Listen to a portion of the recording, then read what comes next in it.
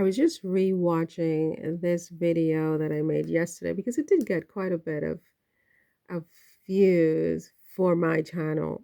Anyway, Angela Levine, bovine granny Meghan hater dragged by UK journalist.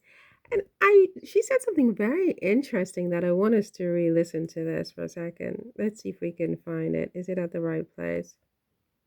I think the problem with Meghan is that she doesn't wait till No, things no, sort of it's not material here. Let's go back a little bit. of women who are very strong, and some of them are. No, back a little bit. So you Let's heard start at Melissa the McCarthy beginning. there saying that Meghan is incredibly threatening to some people.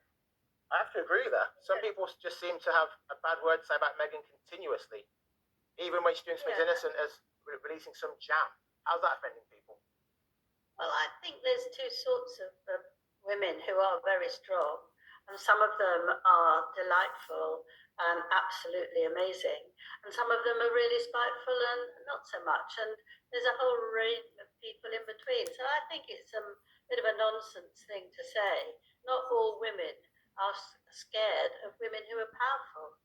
Not She just said that not all women are scared of women who are powerful in reference to Meghan. So, accidentally and inadvertently, she's saying that Meghan is a powerful woman. Or maybe she meant to say it. But it's still interesting, nevertheless, that that is her opinion of Meghan, that she is a powerful woman, albeit a powerful woman that other women don't like, because she's basically saying that there are two types of powerful women. One of them, people like her, and the other one, people don't like her.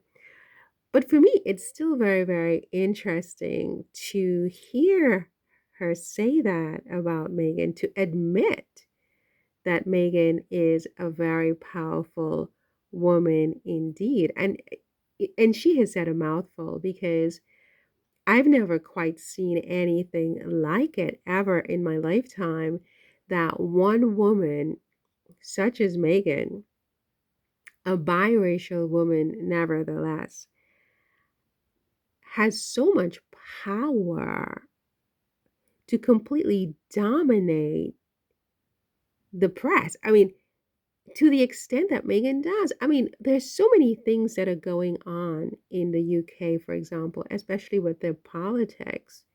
People need jobs. They have a major recession.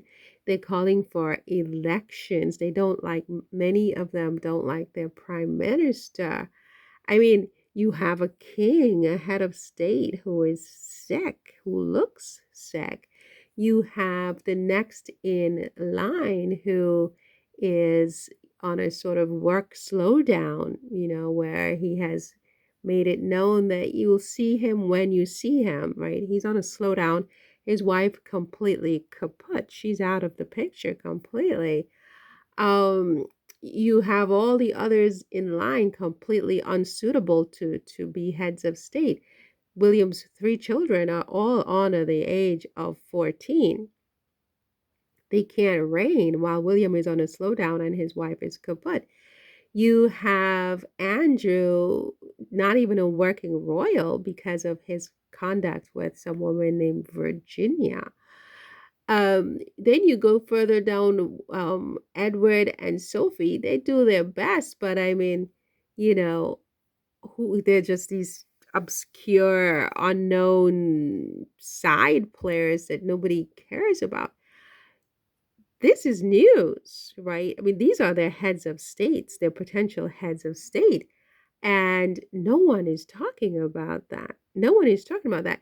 You have William, the next in line to the throne, is a cook. He cooks, right? We saw him cooking just the other day when he did one of his rare public service outings. He was standing in front of a big aluminum pot, stirring something. He was so good at it that he was holding a hot pot without a pot holder, right? without a pot holder. This is the kind of stuff that Anthony Bourdain can do because your hands are so hardened from cooking all the time. You don't even need a pot holder. This is how good William is. They're not covering that. They're not covering what he even cooked. We saw him cutting up a celery. But what was the actual finished dish? They never even showed us that. Who got the food? They never even showed us that. Did you see that? I didn't see that. Maybe I didn't see it because I'm not in UK. If you ever figured out what was actually served and to whom, do let me know because William was cooking up a storm. This is important. She's sitting here talking about Meghan's jam. What about William's salary?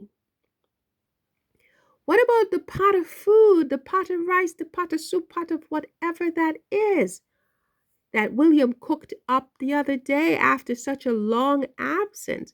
What did he cook? Who ate the food? Did we see I mean, I assume it's a lot of people. There were many huge pots. Did we see anybody enjoying the food? Did they interview anybody as they're leaving to ask them how was the food after the king to be stood there cooking evidently for hours?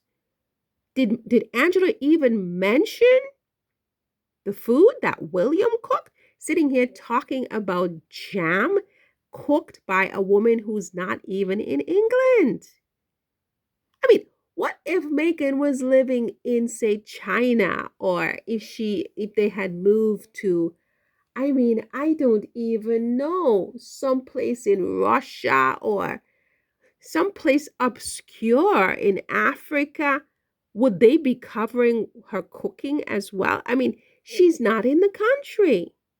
She's not in England. Why is she still the main topic of conversation 4 years later? You're talking about jam. She made a bottle of jam. This is powerful. This is power. This is a powerful woman. And the fact that Angela Levin was big enough to admit that is saying something. She just admitted that Meghan is a powerful woman. Wow. Think about that, you guys. What are your thoughts about that?